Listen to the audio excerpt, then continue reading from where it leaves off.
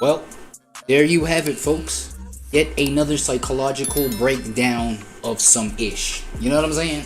Today, I feel like it's an interesting one because personally, I feel like this right here may just be a big contributor to self-centeredness, right? Or maybe the energy of self-absorption. You know what I'm saying? Because we're talking about the psyche of people who live in their own heads, right? And also the psyche of people that talk to themselves. You know what I mean? Living in your own head and talking to your own self. Like, what are we doing? Everything is centered around the self, right? No. Look, I may be just ignorant about this, right? But I really do think this is at least a big contributor to self-centeredness, right? And maybe a little bit of that self-awareness that people need, feel me? To be balanced or to remain balanced or whatever the case. Without any further ado, ladies and gentlemen, let's get to it. When I'm standing in the gap with my clock out, on beach, waking up every morning about yeah, she now I'm finna lux my energy until I clock out.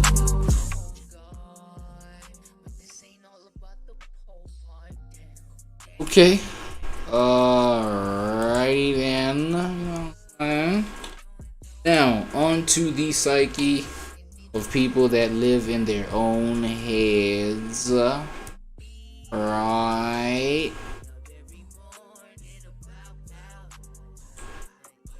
Here we go.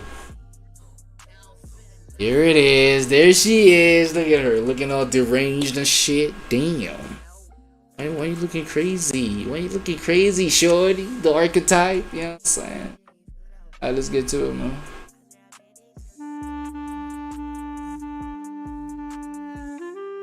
You're here, but you're gone. What do you mean? You know this moment. You're standing in a room full of people. Maybe it's a networking event after work. Maybe. Maybe a family gathering. Maybe. Maybe just a crowded coffee shop. There we on go. a random afternoon. The room is loud. Conversations overlap. Laughter bursts out at the wrong moments. Everyone seems busy being someone, and you're there too. You nod when you're supposed to. You smile at the right cues. What else? You say just enough to seem present. But inside, something quietly pulls away. Your body stays in the room. Your mind steps back. It's not dramatic. It doesn't feel like panic. It feels familiar, almost automatic, like slipping into another room inside yourself. Yep. Where the noise can't reach you, where nothing is being asked of you. Oh, right. I mean, we just reacted to, you know, the psychology of people that talk to themselves.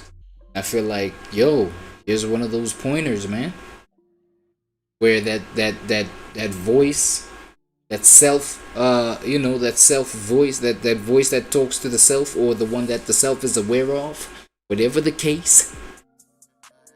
This is the, you know, these are the aspects of reality that, you know, that voice is developed from, man. Where you don't have to perform, explain, or compete. Nice. For a long time, you may have wondered if something was wrong with you. Yeah. Why does being around people feel so draining? Good question. Why does your mind retreat when everyone else seems to lean in? You've probably been told to get out of your head, to be more present, more social, more like everyone else. But what if this isn't avoidance? What if this quiet retreat is the way you protect the most real part of yourself in a world that rarely slows down long enough to notice it? Good question. This is the sanctuary, and it exists for a reason. Right.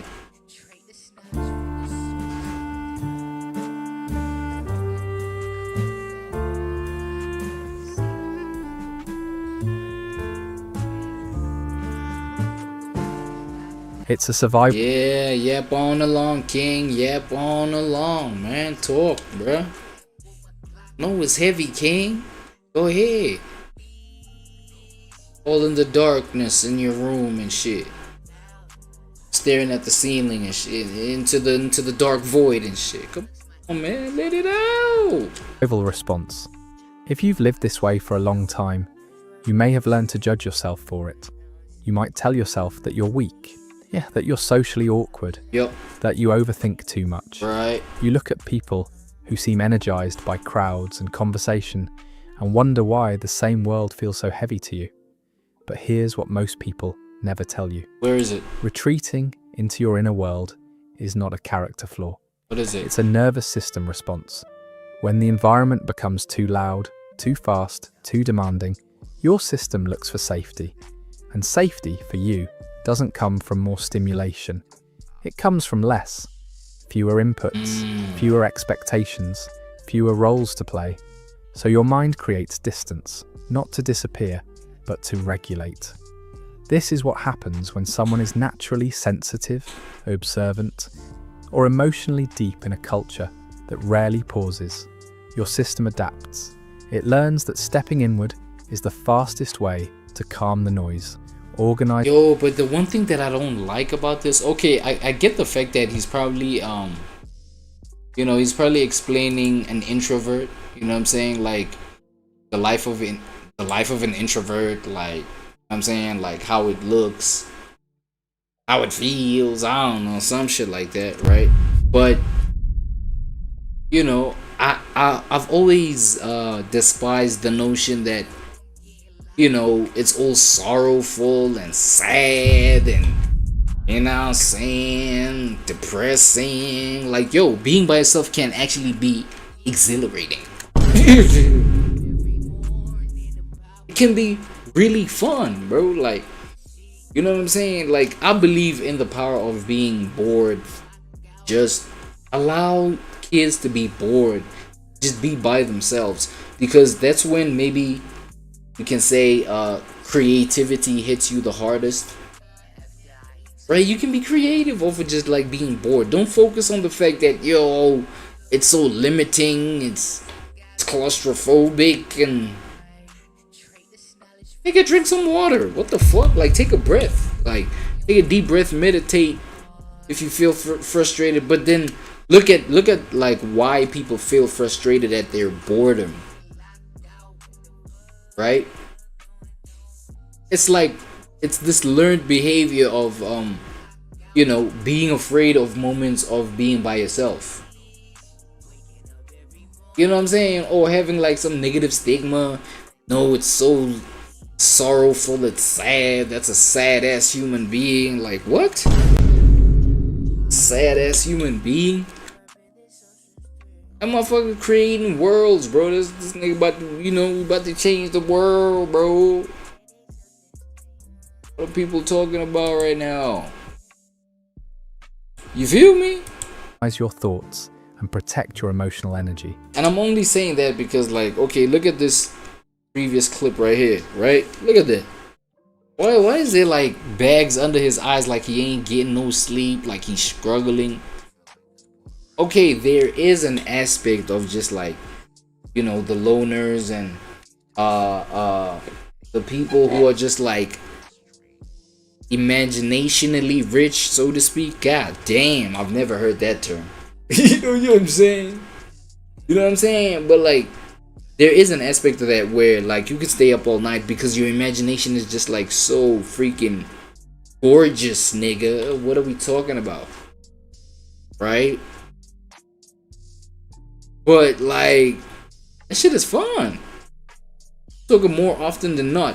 The whole thing where it's like, yo, it's depressing, it's sad and all of that. Yeah, bro, it's because like that's like a regular human emotion that everybody goes through, or an emotional is numb, empty, disconnected. Retreat is quiet but aware. You're still thinking, still feeling, still processing. Inside your head, you're not absent. You're working. You're making sense of what you just absorbed. You're translating chaos into meaning. In a world that rewards constant output, this kind of inward movement often gets misunderstood, but it isn't avoidance. It's self-preservation. Self-preservation. And it's far more intelligent than you've been taught to believe. Yep. To understand why your system feels overwhelmed, you have to look beyond yourself and examine the environment you're living in. Modern American life is loud by design. Yeah. From a young age, you're taught that visibility equals value. Yeah. In school, participation is rewarded. Speak up, raise your hand, Raise your be hand. confident. In the workplace, the pressure intensifies. Meetings reward the loudest voice. The loudest. Leadership is often mistaken for dominance. Silence is interpreted as disengagement. Remember that whole saying, the loudest, what? The emptiest can makes the loudest noise or some shit like that. I don't know if any of y'all remember that saying. Does that say anything to any of y'all? Over time, this creates a constant background hum of performance. You're not just encouraged to exist, you're What? expected to present, to sell your ideas, To perform. To perform. to market your personality, to build a personal brand, even when you're exhausted. Social media amplifies this noise, turning Yeah, it everyday does. life into a stage where being seen Oh feels my god, social media is just its own demon, isn't it? It is its own demon, bro. It is its own universe, right? And at this point, it's kind of scary that I feel like it's like, I don't think anybody, kind of can envision a world without social media at this point. You know what I'm saying? Well, I come from a world where it didn't exist, right? But like to actually kind of revert into a reality where like, yo, back to no social media vibes, you know what I'm saying? Like imagine what would you be doing right now?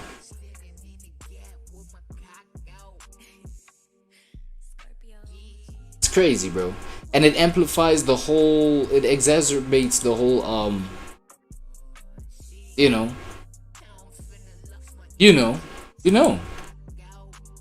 almost mandatory. For some people, this environment is energizing. For others, it's neurologically and emotionally taxing. If you're naturally introspective, sensitive to tone, or deeply observant, Yep. the American noise machine doesn't feel neutral. It feels invasive. Conversations aren't just conversations, they're stimuli. Expectations aren't just expectations, they're pressure. So when you walk into a room where everyone is performing, your instinct isn't to perform harder, it's to pull back. Yep. Your nervous system is responding to overload, not fear.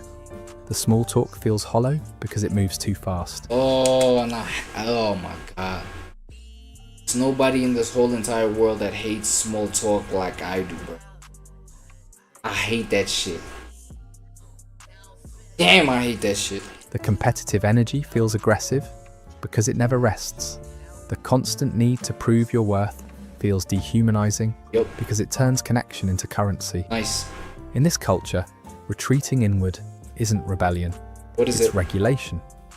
You're not failing to keep up with the noise. What are you You're doing? responding intelligently to a world that rarely turns the volume down. In a culture shaped by visibility and achievement, most people learn to split themselves in two. There is the performance self, the version of you that knows how to function in public. It speaks when appropriate.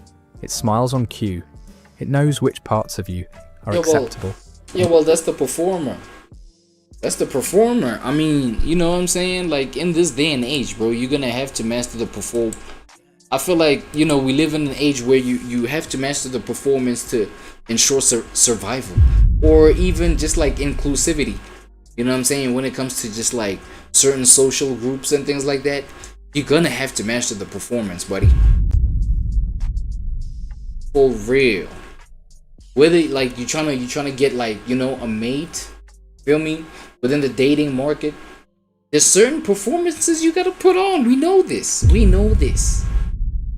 You gotta perform, you gotta be all chivalrous, you gotta be all clean and decent and politically correct, you know what I'm saying?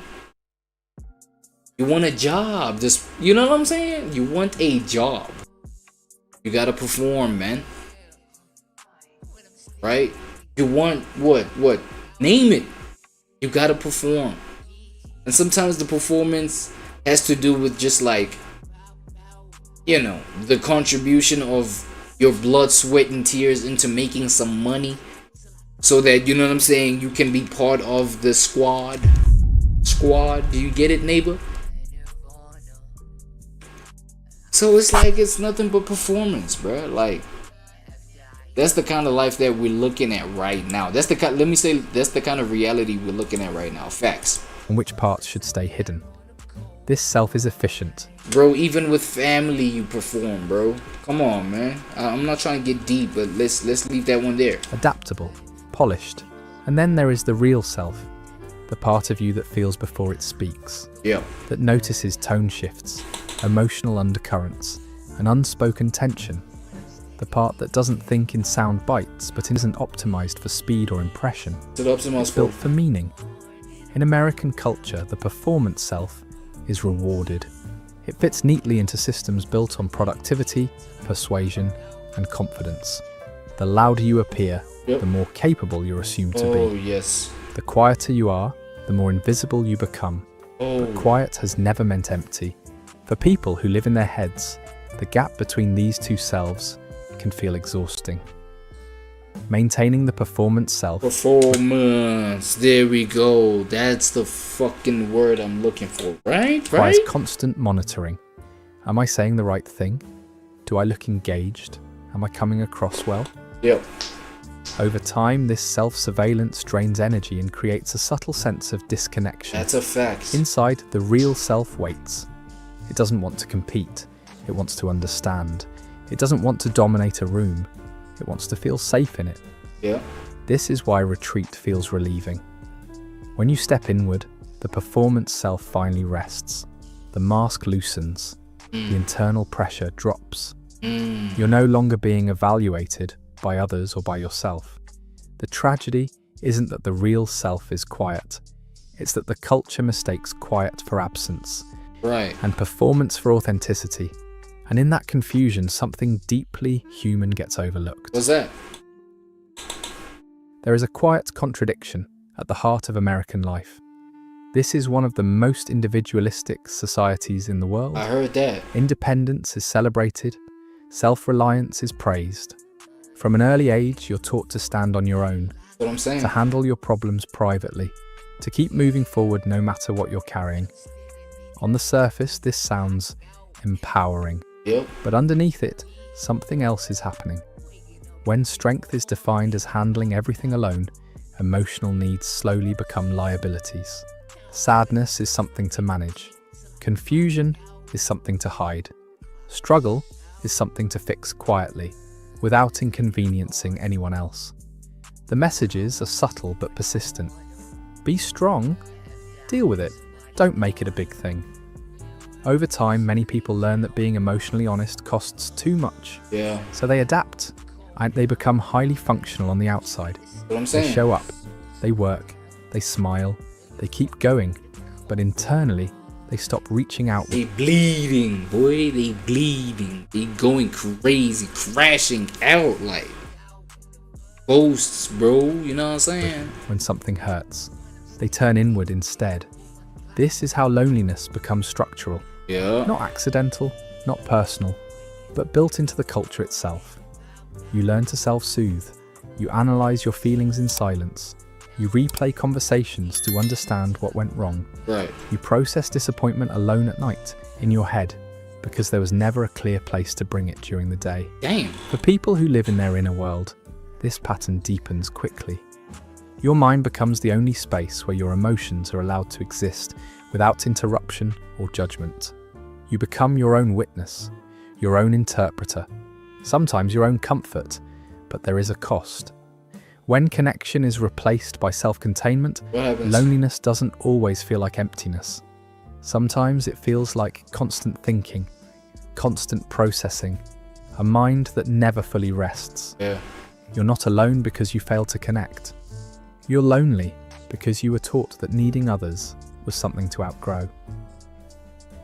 For a long time, living in your inner world may have felt like the safest option. How'd you know that? Inside your head, things make sense. You can slow moments down, replay them, analyze what was said, what was meant, what should have happened instead. But that's so toxic, hey? I feel like that's the whole talk. Like that's the one toxic part about like being in your whole in your own head the whole time. Right? It's like the constant replaying of moments, because that would rope in things like regret. You know what I'm saying? And who wants to live in regret, right? Thought becomes a place of control, a way to stay ahead of pain. But even survival strategies have a cost. Yep. When the mind becomes the primary place where emotions are processed, it can slowly turn against itself. Reflection turns into rumination. Awareness turns into over-analysis.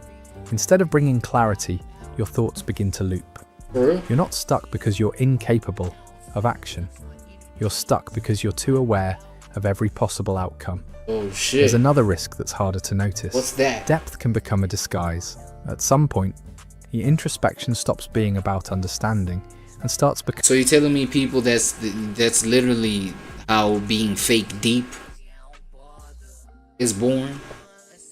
That's how it comes about. Break that down, right? coming Break away that down. to avoid exposure. Staying in your head feels intelligent, thoughtful, even virtuous, but sometimes it's protecting you from the discomfort of being seen. This is the uncomfortable question few people ask. Are you retreating to preserve your depth, Good question. or to hide it? Because the longer you live primarily in your inner world, the more the outside world can start to feel unreal, distant, unsafe. Emotional numbness can creep in, not because you feel nothing, but because you're feeling too much for too long without release. Yeah. The mind was never meant to carry everything alone. Your inner world is rich, yes, but when it becomes the only place where life happens, it can quietly shrink your capacity for connection. Right. This doesn't mean your retreat was wrong. It means it was never meant to be permanent. At some point, a quiet dissonance begins to form, medicating their stress, distracted from their own lives. The promise that effort would lead to fulfillment feels thin. This is where the American dream starts to crack. The dream is built on output, productivity, constant improvement. Your value is measured in results, income, titles, milestones. But for people who live deeply, this equation feels incomplete. You begin to sense that something essential is missing. Really? You start asking the questions that don't have easy answers. Who am I if I'm not productive? What remains when I stop proving my worth? Does my value still exist when I'm resting? Nah, but I'm not gonna lie. These are these are tough questions to ask, right? I feel like the only reason why these are tough questions to ask is because you're searching for the answers in the wrong places, type shit, right? These are answers that like only the self can like make sense of, right? Because people can tell you a whole bunch of stuff, you know what I'm saying? But then at the end of the day, it's like how you receive what your external makes sense. Oh my god. So how, like, your external is always going to reflect whatever you're searching for, right? The fact that you're at that moment in time, like in that specific environment, your environment does have the answers. It's just, it's not formulated in the way that you are accepting it to make you understand it. So you know, it's tough for you to understand the answer at the moment. Like that's the best I have for you. You know what I'm saying? Like, you're not catching that answer at that moment. You're not meant to, maybe, whatever, like however you might believe it to be. You know what I'm saying? But it's like it's always there. You know what I'm saying? But what I'm trying to say is only you have the answer, and that only you can make yourself understand what your environment is presenting to you. God damn. You caught that one. If you ain't caught that one, okay, wait, hold on, let me see.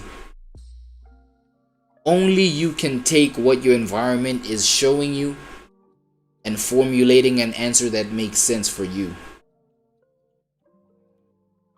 Come on. Right? So your environment can tell you a whole bunch of, especially when it comes to like, what is my worth, Who am I? What are we here to do? What is the point of life? You know?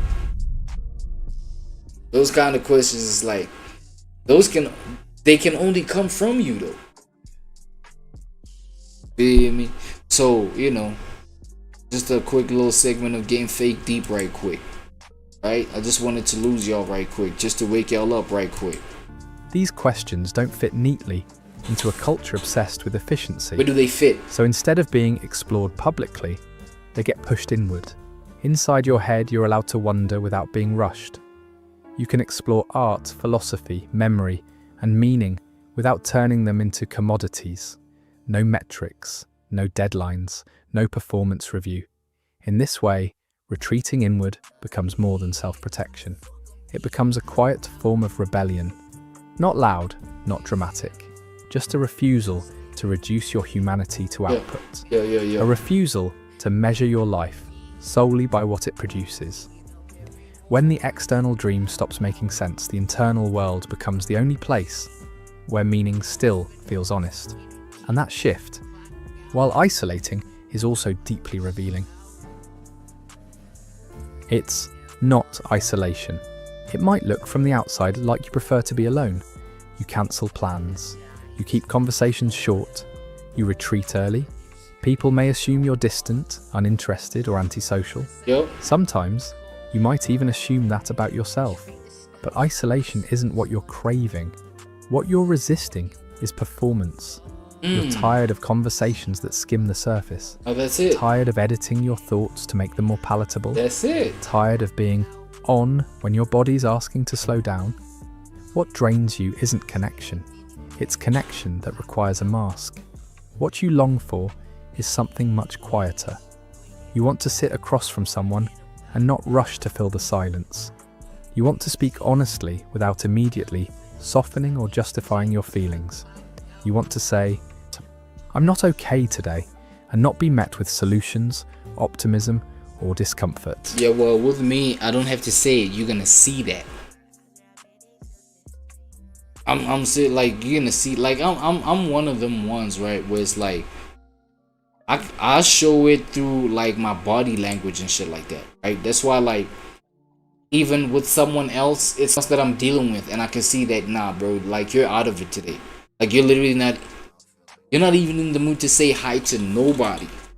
You know what I mean? I'm talking that kind of body language. You don't even have to say, oh no, I'm fine, you know, I'm just, you know, I'm good, I'm just super excited today, you know, that's why I don't want to greet nobody. What? No, nigga, like, I saw in how you came in the room, bro. You don't even, you know what, say no more. Right? I don't even need to, like, hear how you are and shit like that. Like, I can see it. Like, I can see it. Like, let me just say I'm sensitized to that. I'm sensitive to that. So that's why, like, even with me, I am, you know, I'll show it. Fuck it, I'll show it. Feel me? And I feel like, yeah, and you know, another thing is it does have to do with not being able to use the words properly. I mean, we working on that one though. It's not. You're not too much of a searching for big many thing. people. You're searching for the right kind of presence. For real? The kind where attention feels gentle, not evaluative. Where listening doesn't come with advice. Where being understood matters more than being impressive. In a culture that moves fast and rewards efficiency, this kind of connection can feel rare, almost impractical. Right. But it's the kind your system recognizes as safe. This is why you retreat when it's missing. Not because you don't want closeness, but because shallow closeness feels more lonely than solitude. And until connection feels real, your inner world becomes the place where you go to remember what being seen should feel like. After spending so much time inside, it's tempting to believe you have only two options. What's that? Either you stay in your inner world, where things feel safe and understandable, or you force yourself into a loud, demanding world that feels misaligned with who you are. But there is a third way. The goal was never to abandon your inner world. What was It it? was to connect it. Your inner world is a sanctuary, a place to rest, reflect and to merge the two worlds. recover. But sanctuaries aren't meant to be sealed off forever. What you mean? They're meant to have doors, windows, bridges. Building that bridge doesn't mean becoming more outgoing or pretending to enjoy what drains you. It means choosing connection on your own terms. Not many people, not constant availability, just one or two places where you don't have to translate yourself. Connection for you might look quiet, a slow conversation, a shared walk, sitting with someone without an agenda. It might look like saying less but meaning more. This is how depth learns to move outward without being diluted. You don't need to meet the world at its loudest volume. You can meet it selectively, intentionally, with boundaries that protect your energy instead of isolating it. And when connection is chosen, What happens? not forced, it stops feeling like exposure. It starts to feel like relief. You're not here to burn the world down or reject it entirely. You're here to build a passage between who you are inside and how you exist outside. That bridge doesn't need to be wide, it just needs to be real.